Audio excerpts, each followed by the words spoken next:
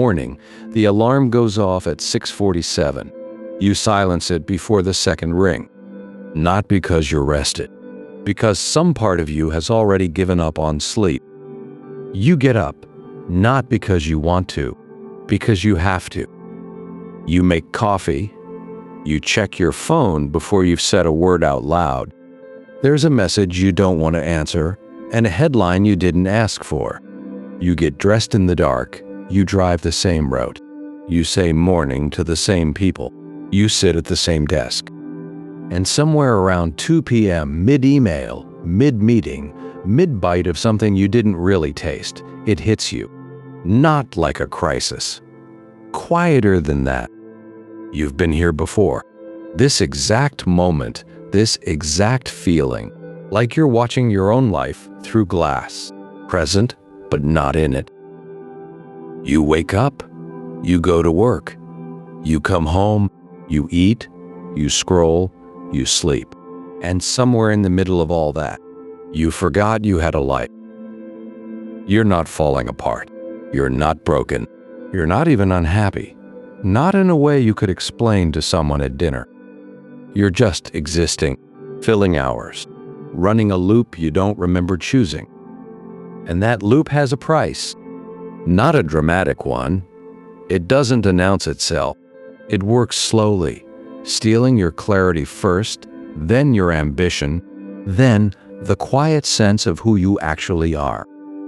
1 year you call it being busy. 3 years in, you look up and realize you've been managing your life, not living it. According to Gallup's 2023 State of the Global Workplace report, 59% of the global workforce describe themselves as disengaged. Not burned out, not quitting, just going through the motions. That's not an economy problem. That's a self problem. And most people never trace it back to where it actually starts. Marcus Aurelius was one of the most powerful men who ever lived.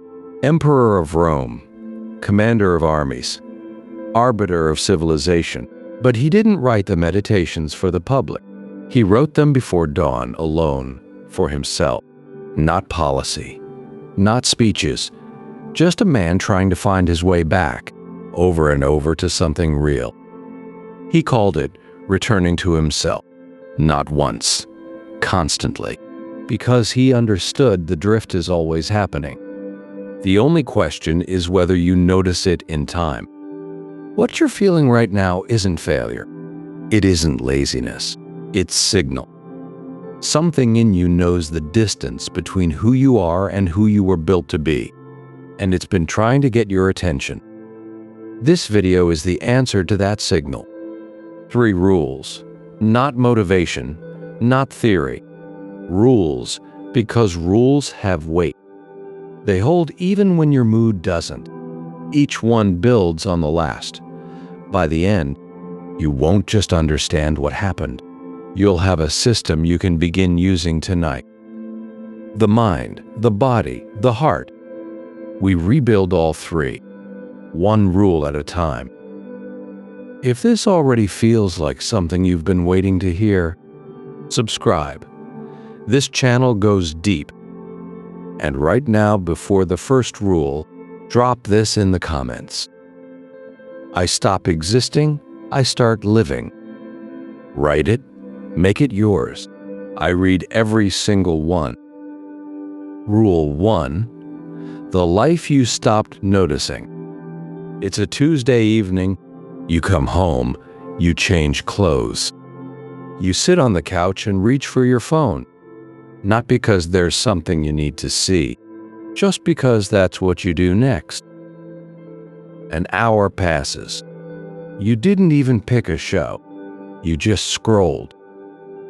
When you finally put the phone down, there's this flat feeling. Not sadness, not boredom exactly. Just gray, like the volume got turned down on everything. You have a real life, a career you worked for, people who matter to you, a home you chose. But somewhere between the getting and the having, the texture disappeared. You stopped tasting the coffee, Stopped noticing the light at 5 p.m. in October. Started answering fine before the question was finished. This isn't ingratitude. It isn't weakness. It's something more specific. And until you name it exactly, you can't do a thing about it. Here's the paradox, and this one lands harder than it sounds. The problem isn't that you're doing too little. It's that you've optimized so completely for functioning that you forgot to leave room for being. Think about that. Every piece of advice you've been given, since school, since your first job, since every self-help book you've touched, has been about performing better, producing more, managing your time. Nobody told you that a life built entirely around output eventually hollows out from the inside. A man who understood this worked in tech, mid-30s. Objectively successful by any external measure. Good apartment, steady income, weekend plans. He described his life to a close friend this way: "I feel like I'm watching a movie of someone else's life and giving it 4 stars." He wasn't in crisis. He wasn't depressed. He was just absent, vanished inside his own routine. And the hardest part? He didn't know how long it had been that way. Because when the drift happens slowly, you don't feel yourself leaving.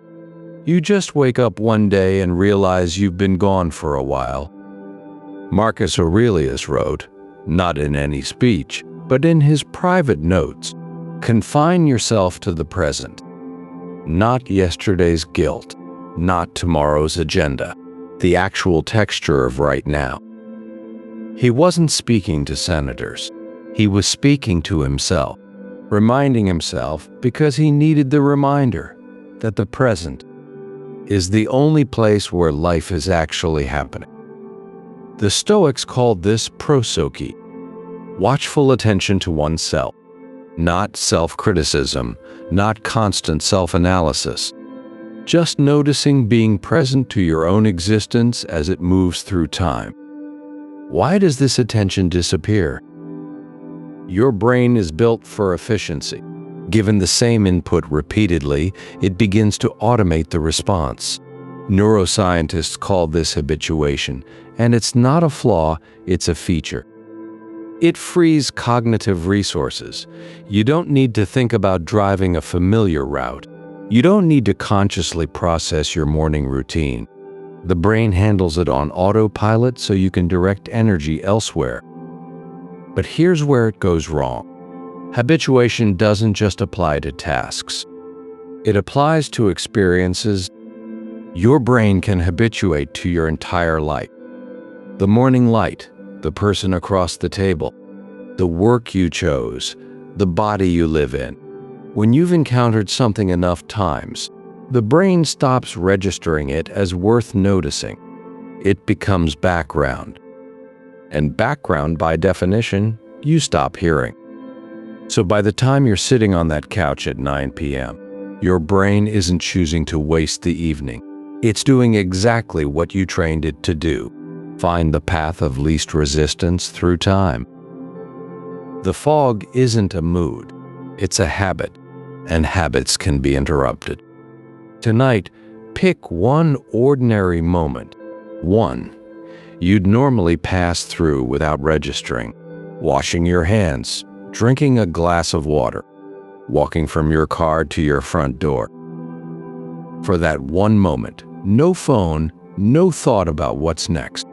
Just notice 5 things, not profound things, sensory things. The temperature of the water, the sound your keys make against the concrete, the weight of your feet landing with each step. You're not trying to become someone who meditates. You're training your brain to register your own life as worth noticing. Do this with the same moment for 3 consecutive days. Same moment, same practice, no variation. Consistency matters more than intensity here. By day 3, something shifts. Not dramatically, not in a way you'll write in a journal. More like a small light flickering on in a room. you'd stopped expecting to find lit. The marker you're looking for. You start noticing things you'd stopped expecting to notice. A smell, a color, a feeling that your own life is there, actually there, waiting for your attention to arrive. That's not a spiritual experience. That's your nervous system learning that the present tense exists. That's the beginning of the return. We've named the fog the life that became background noise. You've started to see it. That's real. That matters. But here's where most people hit a wall they didn't expect. Not outside resistance. Internal. A voice that sounds like reason. Pattern that feels like personality. What's ahead isn't more complicated than what you just heard. It's closer. It lives in the story you've been telling yourself about who you are and what you're capable of. Most people stop right here. Not because it's hard, because it's familiar. Don't. Rule 2, the story running your life. It's a Sunday. You have actual, open, unscheduled time, the kind you've been needing all week. And instead of doing the thing you said you would do, the project, the walk, the call to your friend, you keep meaning to make, you find yourself rearranging, cleaning something that doesn't need cleaning, reorganizing a shelf, doing something that looks like forward motion but produces nothing. And afterward, there's this small, quiet shame. Not loud, just present. You had the hours. You didn't use them. You can't quite explain why. Next week, you tell yourself, same Sunday, same shame, same week. That becomes the next. Here's what most people think is happening. Procrastination, laziness, a motivation problem. They're wrong. Here's the paradox, and this one cuts differently depending on where you're sitting. The version of you that stays stuck isn't failing. It's protecting. Loyal, deeply, stubbornly loyal to a story you built so long ago you don't remember writing it. A story that says you are someone who doesn't do that particular thing, who doesn't finish, who isn't that type, who has always been this way. And your mind enforces that story with everything it has. Because what you believe about yourself isn't just a thought. It's the architecture of your behavior. Disrupt the architecture, and the whole structure feels unstable. A woman named Sarah had built her identity around being the reliable one, the one who showed up, delivered, came through. For years, she told herself she wanted to write. Seriously, not just notes. Every time she opened a blank document, she froze. Not for lack of ideas, she had plenty. But something beneath the ideas said, if you try this and fail, you'll lose the one story you're still proud of. So she didn't try. The blank document was safer than the evidence. She stayed small, not because she lacked capacity, but because she'd confused her identity with her safety. The loop she was living wasn't about writing. It was about who she was allowed to become. Epictetus, born into slavery, who became one of the most studied minds in history, understood this from the inside. As he wrote, men are disturbed not by things, but by their opinions about things. The loop isn't created by your circumstances. It's created by the meaning you've assigned to them, and meaning is revisable. Here's the mechanism. Once you see it, you can't unsee it. Your brain has a narrator, not a metaphor, an actual voice running in the background, reviewing the past, scanning the future, and doing one job above everything else, keeping your story consistent. It needs you to be the same person tomorrow that you were yesterday. In ancient terms, inconsistency was dangerous. A tribe member who acted unpredictably wasn't trusted. So the brain built a guardian, one that punishes deviation, with resistance, restlessness, that flat Sunday shame, when you had the time and didn't use it. This is why trying to change feels like fighting yourself, because you are. When you move towards something the story says isn't you, the guardian fires up. It doesn't explain itself. It just makes the new thing feel heavier than it is, unfamiliar, off, like you're pretending. Most people feel that friction and read it as proof. See? Too hard. Not for me. I always do this. They mistake the alarm for the answer. The discomfort isn't evidence you can't change. It's evidence you're close. The fog in Rule 1 was about not seeing your light. This fog is about not seeing your story, and you cannot move past what you refuse to look at directly. Here's why this matters tonight specifically. Every day you carry a story unnamed, it makes one more decision for you. Not tomorrow. Tonight you interrupt that. Open your notes app, your phone, a napkin, anything. Write this header, a story I didn't choose. Then finish one sentence. Just one. Fast, unfiltered. I am someone who always... Don't edit. Don't soften it. The first thing that comes up in 3 seconds, that's the one. Write it, close the app. You're done for tonight. That's the whole entry. 2 minutes. Named. The story loses grip. Unnamed, it runs the morning. Each day, add one more sentence to that note. Different versions of the same blank. I am someone who always. By day 5, you'll have 5 beliefs on a page. Beliefs that have been making choices for you. Read them back on day 5. For each one, ask, where did I learn this? How old was I? Then, once a day, just once, notice the moment where the old story is about to make a decision. The pullback, the old voice, that's not you. Don't fight it. Don't argue. Just say quietly, there it is. Not with shame, with the calm of someone who finally knows the name of the thing that's been running things. The marker. You catch yourself mid-loop in real time and you name it. That's the moment the loop stops being automatic. That's the moment you stepped outside the story, long enough to see it for what it actually is. The cage doesn't disappear overnight, but you just found the door. Rule 3. How you return to yourself. It's a morning, not a dramatic one. Tuesday maybe, nothing marked about the date. You woke up a few minutes before the alarm. Not because anything forced you, just because something in you wanted the quiet first. You make coffee. You don't reach for your phone while the water heats. That's different. Small, but different. You sit at the same table you've sat at 100 times. Except this time, you notice the light. You notice you're holding the mug with both hands. You notice the silence before the day starts. And you don't rush to fill it. Nothing happens. No breakthrough. No revelation. But there's this feeling, faint, unmistakably real, that you are here.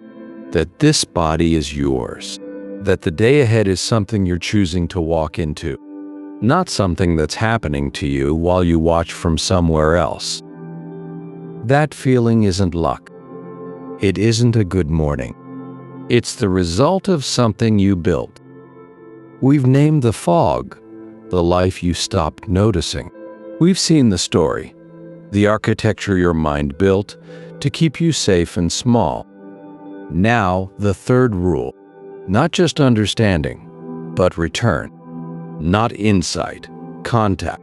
Contact with the version of yourself that still knows what it wants. Here's where most people make the last mistake. After enough reading, enough reflection, enough naming, they try to finish the work through the mind alone. More journaling, more analysis, more intention setting. And they wonder why the feeling of breakthrough keeps staying one step ahead of them. The body is where they stopped looking. The Stoics understood something most modern guides miss completely. The body is not separate from the mind. It is the mind. The mind lives in the body, breathes through it, thinks through it. You cannot change the state of the mind while ignoring the state of the organism that carries it. Marcus Aurelius trained physically every morning, not for appearance, not for performance records, because he understood that the condition of the body shapes the quality of thought. Seneca wrote about the daily walk he never skipped, not as leisure, but as philosophy in motion. Epictetus, despite living with significant physical limitations, spoke of voluntary hardship as a clarifying force. For every one of them, the body wasn't a vehicle for the mind. It was the first address for change. Here's the paradox, and this one is the one that changes things. You cannot think your way back to yourself. You have to move your way back. As Epictetus said, first say to yourself what you would be, and then do what you have to do. Not what you feel, not what you plan, what you do. That line lands differently once you've been living inside your own head for long enough.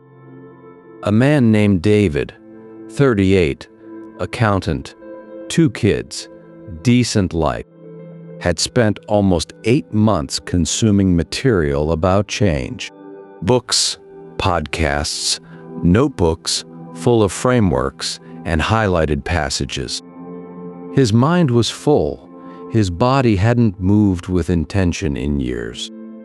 One morning, on no particular impulse, he walked around the block. No headphones, no destination. Slow. He came back 14 minutes later. He described it as the clearest he'd felt in months. Not because walking is magic, because his body had been starved of the signal that he was actually alive, that he existed in physical space, that he could affect something, even something as small as the direction he moved in. He started doing it every morning, not because he committed to a new identity, because it took less energy than lying on the couch arguing with himself. Within 3 weeks, the journaling he'd struggled to maintain for years started coming naturally. He stopped canceling plans with people he wanted to see. And the mornings, the ones he used to sleep through or scroll through, became the part of the day he actually looked forward to. None of it started with a decision. It started with shoes on pavement. The body doesn't lie, and when you give it what it needs, the mind follows. Sustained low-grade stress, the kind that lives inside the loop, keeps the nervous system in a compressed state. Not emergency, something subtler, a constant quiet hum of alert. In that state, the front part of your brain, the part responsible for clarity, perspective, and thoughtful choice, goes partially offline, not dramatically, just enough to make everything feel slightly harder than it is. Just enough to make the couch feel more logical than the walk. Just enough to make the old story feel more true than it is. Rhythmic physical movement, walking, slow running, swimming, activates the body's own recovery systems. It shifts the nervous system out of that compressed state. It changes the neurochemical environment of the brain. Your thinking literally becomes different after movement than it was before. You're not lazy. You're not broken. You're depleted. And the body is the fastest route back. The awareness you built in Rule 1, the story you named in Rule 2, those need a life to inhabit. They need daily practice. They need you to show up physically, consistently, in ways that signal to your own nervous system. I am here. I am choosing. I am not waiting anymore. Here's why the body comes first, not last. You've already done the thinking. You've noticed the fog. You've named the story. If you end tonight without moving, the mind will find a way. File all of that under interesting, and tomorrow it's background again. Movement seals the work. It makes it real. Before this video ends, or the moment it does, stand up. Walk to your door. Put your shoes on. That's the whole action. Not 10 minutes, not a destination, not a plan. Just the shoes. Because the version of you that laces up is already different from the one who didn't. Every morning or evening, 10 minutes outside. No headphones, no destination, slow. While you walk, don't plan and don't process. If thoughts come, let them pass through. Your only job, feel your feet, notice the air. Register that you are a body moving through actual space. When you come back, sit for 2 minutes. Don't reach for anything. Just notice the difference between the person who left and the person who returned. On day 7, write 2 sentences. Not a journal, 2 sentences. Who you were when you started and who you are right now. The marker. You choose the walk before you feel like it. Not because you're disciplined, because you've learned to trust what it gives back. That's not willpower. That's evidence. Evidence that you know now how to come back. And coming back again and again is how it actually works. Not one dramatic overhaul, 100 small returns, each one a quiet statement. I haven't given up on this life. Say this, not because it sounds good, because it's true. I don't wait to feel ready. I move and readiness follows. Drop that in the comments if it landed. A few years ago, a man named Thomas was exactly where you might be right now. 37, stable job, good enough life, and completely, quietly absent from it. He called himself a functional ghost, present in every room, felt by no one, not even himself. Nothing dramatic had broken. There was no single crisis. Just one morning, sitting with his coffee before anyone else was awake, he thought, if this were the last year of my life, what would I actually have lived? The answer scared him, not because he had nothing, but because he couldn't feel any of it. He started small. One moment each morning, he just noticed it. One sentence before bed, he just wrote it. 10 minutes outside, he just moved through it. He didn't believe it would change everything. He just needed to start somewhere. 6 months later, Thomas wasn't a different person. He was more himself. The version of him that had been buried under the loop, under the story, under the drift, had started to surface. One specific thing changed first. He started making coffee slowly. Not as a mindfulness exercise, he would have rolled his eyes at that. He just stopped rushing the first 10 minutes of the morning. He stood at the counter while it brewed. Watched it. That was it. That was the opening. From that one stillness, other things became possible. The call he'd been postponing for 6 months.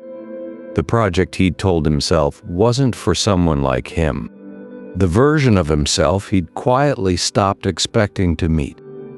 Not loudly, not all at once, just present, awake, actually in it. Remember where we started? The alarm at 6:47, the silence before getting up, the loop you didn't choose. That version of you, the one who woke up today and went through the motions, deserved better than existing. You know that now, and you have what you need to begin. Not someday, tonight. Which of the 3 rules hit you hardest? Drop the number 1, 2, or 3 in the comments. And tell me, what's the one thing you're going to do differently tonight? I read every single one. If you made it this far, you're the kind of person this channel is for. Subscribe. The work continues.